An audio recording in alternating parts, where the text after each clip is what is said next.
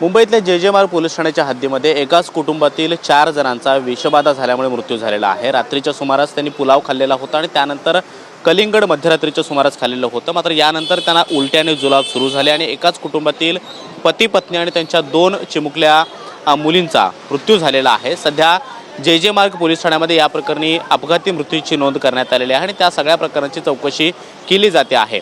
अब्दुल्ला डोकाडिया आणि त्यांची पत्नी त्याचबरोबर 16 आणि 13 वर्षांच्या 2 त्यांच्या मुली ज्या होत्या त्या या मोगल इमारतीमध्ये दुसऱ्या मजल्यावरती राहत होत्या आणि इथे आपण पाहतो की स्थानिक सुद्धा आता जमलेले आहेत। त्याचबरोबर काँग्रेस नेते अमीन पटेल सुद्धा या ठिकाणी आलेले आहेत आणि कुटुंबियांच्या नातेवाईकांची भेट घेऊन त्यांचं सांत्वन करण्याचा प्रयत्न ते करतायत। मात्र ही नेमकी मृत्यू हा चौघांचा कशामुळे झाला, कशामुळे त्यांना विषबाधा झाली, असं त्यांनी काय खाल्लेलं होतं ज्याचा परिणाम त्यांच्या तब्येतीवर झाला आणि त्यानंतर त्यांना मृत्यू आला, या सगळ्याची चौकशी पोलिसांकडे केली जाते आहे।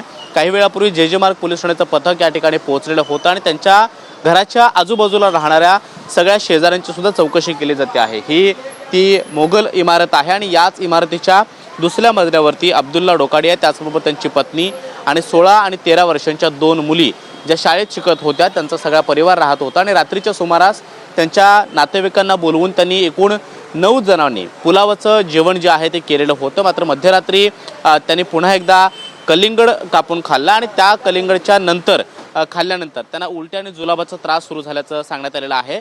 साधू साबी हॉस्पिटलमध्ये त्यांना उपचारासाठी पहिल्यांदा नेण्यात आलेलं होतं। मात्र त्यानंतर जे पोलीस रुग्णालयामध्ये त्यांना उपचारासाठी नेण्यात आलं। मात्र त्यामध्ये त्यांचा पहिल्यांदा मुलीचा मृत्यू झाला आणि त्यानंतर पत्नीचा आणि पुन्हा एकदा दुसऱ्या मुलीचा मृत्यू झाल्यानंतर रात्रीच्या सुमारास अब्दुल्ला डोकाडिया यांचा मृत्यू झालेला आहे। मृत्यूपूर्वी अब्दुल्ला डोकाडिया यांनी पोलिसांना जबाब दिला, त्यामध्ये त्यांनी या सगळ्याच्या मध्ये जेवणानंतर कलिंगड खाल्याचं म्हटलेलं आहे। त्यामुळे या सगळ्याची चौकशी सुद्धा केली जाते आहे।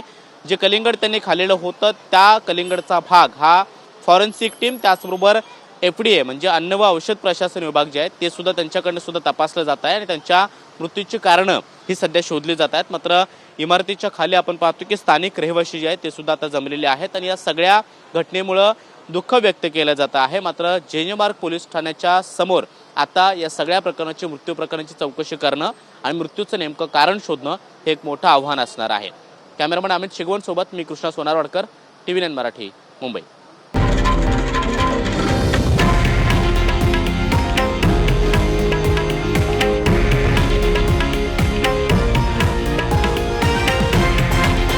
हे आहे देशातील नंबर 1 न्यूज नेटवर्क आणि आपण पाहत आहात TV9 मराठी, एकमेव।